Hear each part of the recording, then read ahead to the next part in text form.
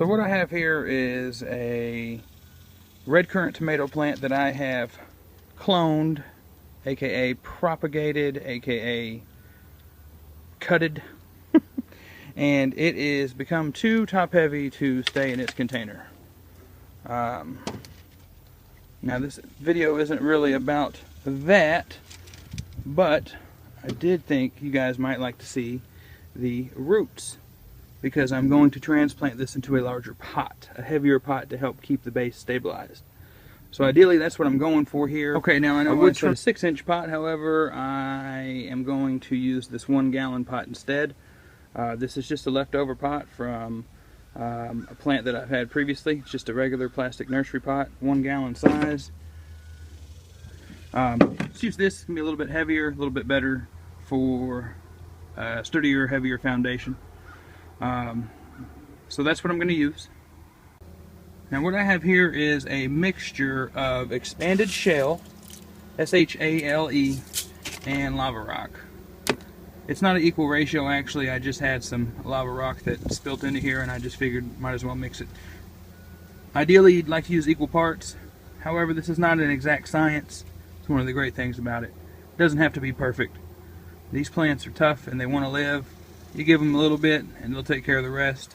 So what we're going to do, excuse the rainwater, lots of rain here the past few days. What we're going to do, I'm just going to set that in there just so you can see. I'm just going to fill up the lower portion of this pot.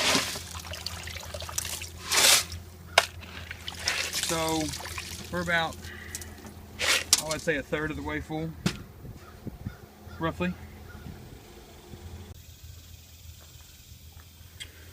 So like I said, I have a 4-inch pot with a red currant tomato on it. It's got lots of flowers on it, lots of blooms.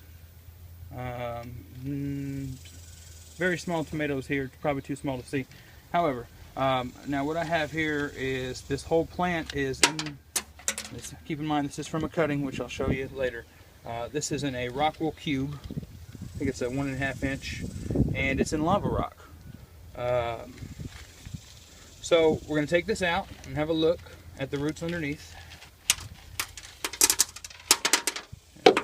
That's okay. Some of these are going to spill, which is good. I'm going to actually try to get some of those in this pot. There we go. Shake it just a hair. Just get some of the loose ones.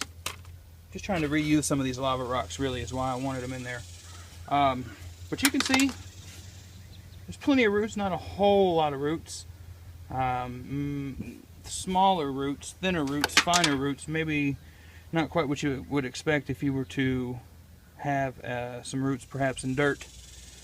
That's one of the pluses about hydroponics. The roots don't have to really search for food like they would if it was a soil grown plant. So that allows you more time for foliage and fruit growth as opposed to root growth, which is absolutely fine. Carrying right along, I'm going to set this right in the middle of this pot. And I'm going to try to position it a little straighter. And then I'm just going to take some more of my shell mix and just fill it in like you would if it was potting soil. So hydroponics doesn't use soil or dirt or any kind of material like that.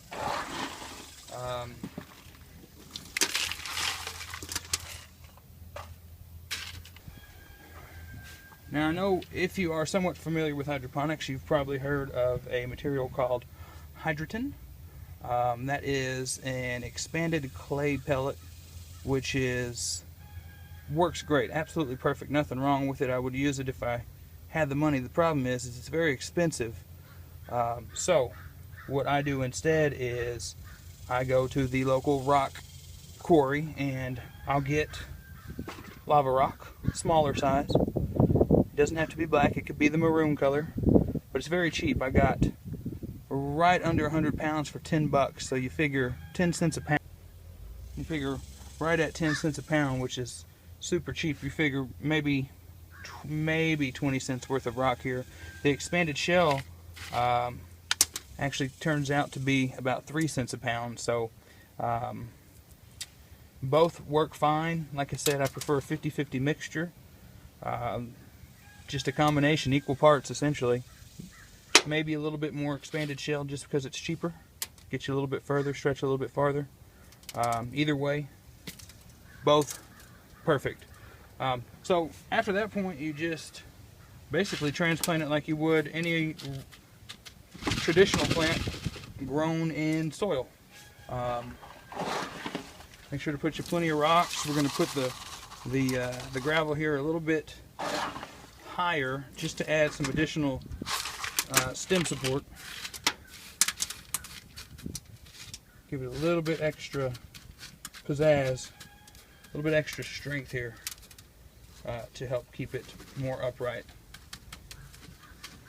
And I just always kind of wiggle the container. And don't be afraid to hurt the roots. You're not intentionally hurting the roots, but like I said, they're very tough. Secondly, this right here is a barbecue skewer that I got at the local hardware store. I got about 100 of them, roughly, for about $1. This is going to be our plant stake, and you can see here the plant's leaning this direction still. So what I'm going to do is I'm actually very windy here.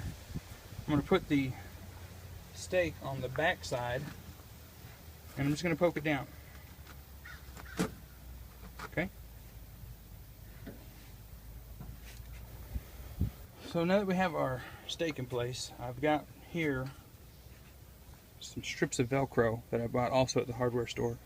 It's got a soft felt material on the inside which faces your plant stem, and it's got your Velcro, your rough Velcro side here on the opposite side. It comes in a roll like this. It's actually about twice this size. I've used quite a bit. Ran about $3. Really good stuff. I like it. It doesn't, very gentle on the plants, and it's reusable, which is great. This actually came off a different plant which had outgrown this, so I'm going to use it on here. But here you go. Just stake it. I'm going to wrap the whole thing. I'm going to give it, just try a little bit bigger piece. I'm going to give it one big bear hug with the Velcro around all the branches.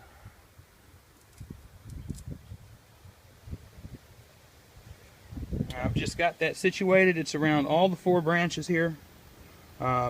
Still loose. You can see it's not very tight. However, it did pull the branches together.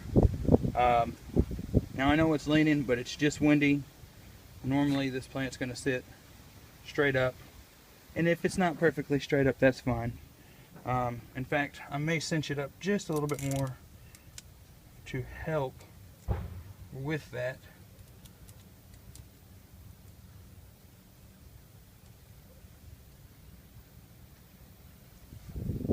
It's a little better.